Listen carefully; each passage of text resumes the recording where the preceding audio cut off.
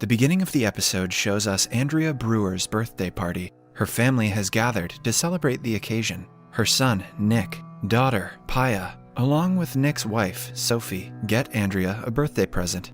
Paya is disappointed to see that the present is a planter when she had asked Sophie to get a bread maker instead. That's gotta be the first time in history that someone's been upset about not getting a bread maker. She makes snarky comments to Sophie about her ideas being lame. Nick gets mad at her for disrespecting his wife and asks her to leave the party immediately. Nick and Sophie's sons, Ethan and Kai, look at the adults fighting in horror. Paya embarrassingly leaves and goes to a club. She drinks a lot and dances wildly to forget what happened earlier. Sometime later, she is in the club's bathroom, texting a man named Woody, who she matched with on a dating app. She texts him to meet her, but accidentally drops her phone in the toilet when she gets up to flush. In the following scene, she is in her apartment, putting her phone in rice so it will soak all the water and repair itself. The next day, she drives to the hospital where she works as a nurse. She is assisting a patient as he shows her interesting videos online to keep himself distracted.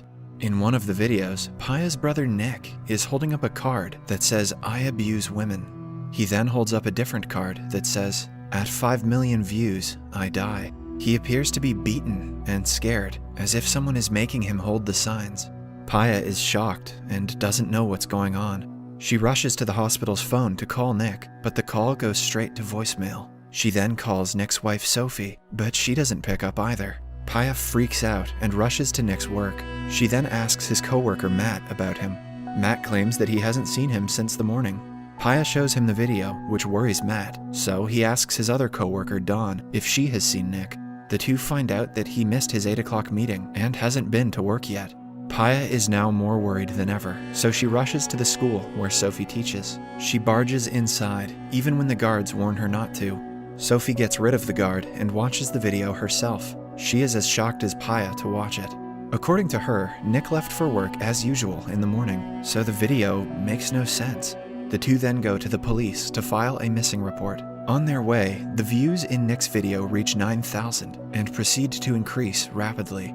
The case is handled by a police detective named Roshan Armiri. The detective asks them several questions about Nick and focuses on the part about him assaulting women. Sophie calmly answers all his questions, but Paya gets annoyed. She and Roshan seem to know each other, but do not act on the fact. Sophie gets a call from her older son Ethan and goes back home to her children. The boys are distressed to see the video of their father. Ethan is on his tablet trying to access the Find My Fam app, which might show where Nick is. However, the app cannot find his location because his phone is turned off. The video has reached 300,000 views in just a few hours, and everyone in the comments is calling Nick a monster. Sophie tells the kids to not watch the video anymore, and to not go to school for the time being. Paya returns to her apartment to see that her phone is finally working. She finds a voicemail from Nick, in which he apologizes for their fight the previous day, and says there are things he needs to talk about with her. Paya plays the voicemail on repeat while driving to her mother Andrea's house. She asks Andrea if she hasn't talked to Nick that day, but Andrea says she hasn't. Paya opts to not tell her about the situation, so she wouldn't worry. Just then, she gets a text from Sophie asking her to come to the police station immediately. There, the two find out that another video of Nick has been uploaded to the website. In this one, he holds a card that says, "I killed a woman." Since the case has turned to homicide, Detective Roshan's competitive colleague, Detective Zach DeLuca, is added to investigate the case. After watching the video, Paya immediately recognizes that the first two signs were in Nick's handwriting, while the third one is not. Luca believes that the video might be a confession and asks the women if Nick is known to be violent. An enraged Sophie tells him that Nick wouldn't hurt anyone, man or woman. Paya also retaliates, saying Nick is the victim and the detectives should do something before the video reaches 5 million views. When Sophie and Paya come out of the police station, Paya shows Sophie the voicemail she received and asks her if she should show it to the police. But Sophie wants to keep the mail on the down low because Nick sounds apologetic in it, which wouldn't help their case as the police already suspect him to be a murderer. As they talk, Sophie gets a call from a journalist who wants to interview her. The two get more nervous because of the call. The video now has over 1.5 million views. A nervous Paya goes to her computer genius friend, Vince, and asks him to somehow find Nick's location. Vince says that finding out Nick's location is beyond his reach, but he has created a subport where people from around the world are investigating Nick's case and helping to look for him. Paya doesn't believe that a mere website can find her brother, but appreciates the help anyway. After that, she makes her way to Nick's house and is approached by a reporter outside. Paya yells at her to stay out of the private property and goes inside. A disappointed Andrea confronts her for keeping Nick's disappearance from her. She apologizes and checks up on Nick's son Ethan, who seems to be calm and playing games at this time of crisis. When Paya goes back to her apartment, the video has made the news because of its popularity. Suddenly, her hacker friend Vince arrives with important information. The people in the subport have found out that the video was taken in a specific kind of delivery van by analyzing the symbols in the background. Paya thanks Vince and takes the proof to the police. They begin to look for the specific van through the traffic cameras while Paya waits outside, accompanied by Nick's coworker, Matt. After a while, she refreshes the website and sees that the views have reached 5 million. Just then, Roshan and the officers come outside, claiming that they have found the van. Everyone quickly rushes to the location with a SWAT team, only to find that the van is empty. They search around the area but find nothing. At last, the police conclude that Nick was not in the van when it was disposed of. Back at the police station, Luca assigns tasks to all the officers involved in the case, but excludes Roshan because he is not from the homicide department, and his services are no longer needed. When Roshan tries to retaliate, Luca asks him to accompany Sophie to her home. Outside her house, Sophie is mobbed by the reporters.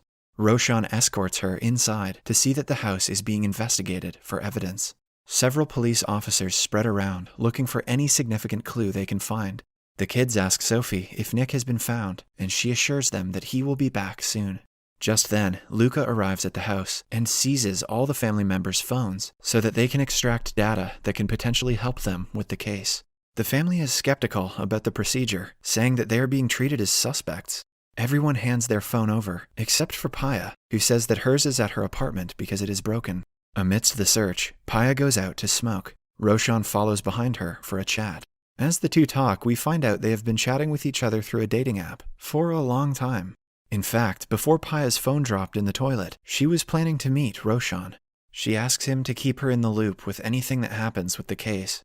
However, Roshan reveals he has been removed from it because he is from the missing persons department. He suggests Paya request the sergeant to put him on the case, and Paya agrees. Later, Roshan is searching the house on his own when he sees Ethan in his room with a tablet. Ethan says that it was his father's old tablet that no one uses anymore. Roshan still asks for it to see if it has something important on it, but Ethan insists that he needs it to monitor the search. He explains that Nick's case has grown so popular that people have established an app called geonicking, dedicated to his search. In the app, people go around areas in the city where Nick can potentially be found and search for him. The areas that have already been searched are marked off the map in red. This piques Roshan's interest, and he takes the tablet for himself. He then goes to the police station and shows the app to the sergeant, but she is not in favor of involving the civilians in the search. Roshan also shows her the text messages that were extracted from Ethan's phone, where he talks about a big fight between his parents. When Roshan walks outside of the sergeant's office, Detective Luca condescendingly asks him to go home. Roshan then makes his way to a site that hasn't been searched through geonicking, and finds two teenagers searching for Nick's body. With no progress, Roshan visits the mosque and then his home. His parents had seen him in the news earlier, and are proud of him for working on such a big case. They ask him when he is going to be promoted to the homicide department, but Roshan dismisses the question.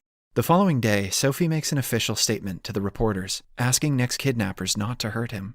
Later, Paya asks Roshan to meet her alone in his car and shows him the voice message Nick had left her before his disappearance.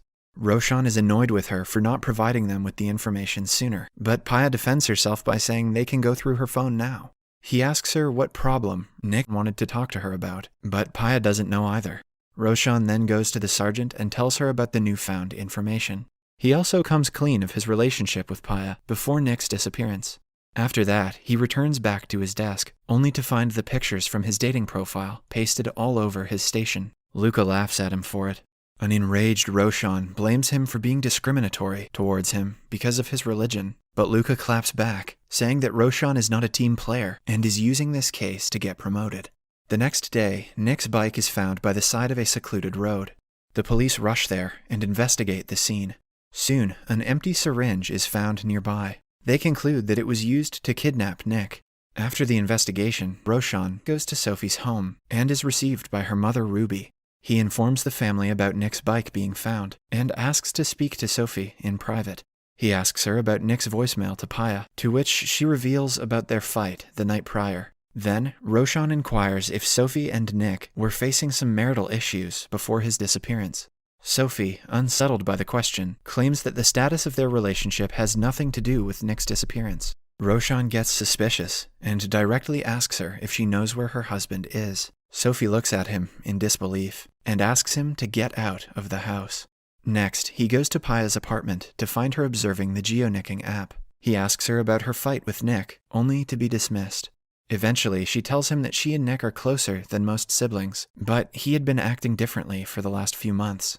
They got in a fight because she called him out on it. She also reveals that on March 16th, he came to her with bruises and told her to keep it a secret from Sophie.